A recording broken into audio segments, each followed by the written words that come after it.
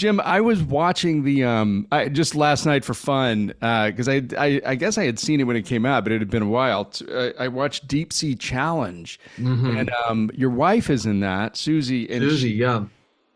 She mentions that, I mean, you went all the way down to the deepest part of the ocean, in the Mariana Trench, and it's a fascinating documentary. By the way, it's on Peacock. If anybody, 35,787 feet, but who's counting? 7 miles, Yeah, 7 miles below the Yeah. surface. But I remember she said when you went to do Avatar that you were kind of at a crossroads in your life, in your career, where you thought, well, maybe instead of making movies, I'm just going to be an explorer. I'm going to lead these expeditions, which have actually been fun for you, but also important from a scientific standpoint. And I'm so curious.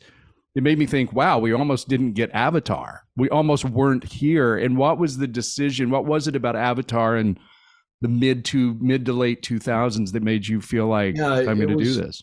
Well, we did the deep dive or the deepest dive. We did a series of deep trench dives. We did the deepest one in March of 2012. And I came back and there was a long tail on that expedition because we did a lot of educational work. We toured the sub around the country, visited a lot of museums, did a lot of lectures and things like that, and worked with the scientists, ultimately discovering over 100 new species and writing some interesting papers.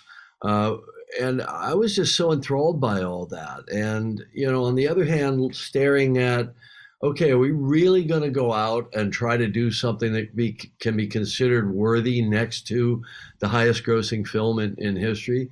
So I had to assure myself that I had a story that was worth telling, and that we had a team. And one of the things that drew me back was what we call the Avatar family. We have a great group of people.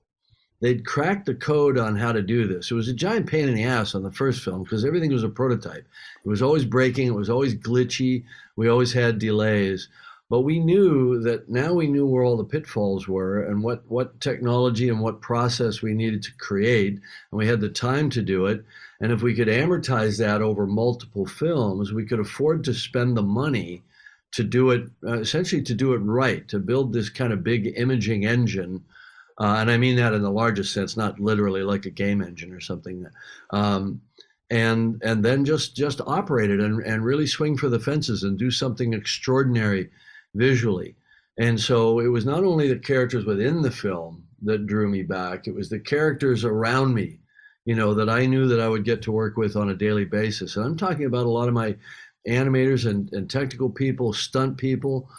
We have this group of actors called the troupe, and they're not the main cast who play named characters within the film.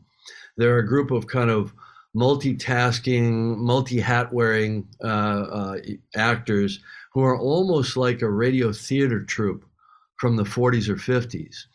And they just do anything and everything really well. They'll play a young guy or an old lady or whatever it is. They don't care. They'll play a kid.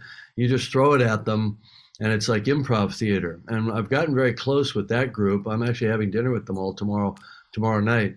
And we just love and respect each other and the process of the work. And I'm that way now with the cast, especially the ones that have come back from the first movie, but even the new ones. I mean, we did work together for a year and a half in capture just on the new films.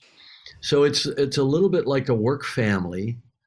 We all enjoy it. We all feel like we're doing something that has not only a challenge to it, but almost a sense of nobility or purpose to it, because we're trying to spread this message of beauty, connection to nature, stewardship of nature, things that we actually believe in.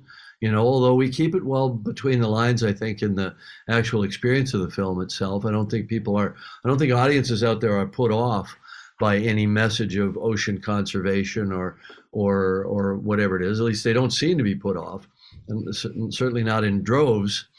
So, I hope that answers the question in a rambling, roundabout way.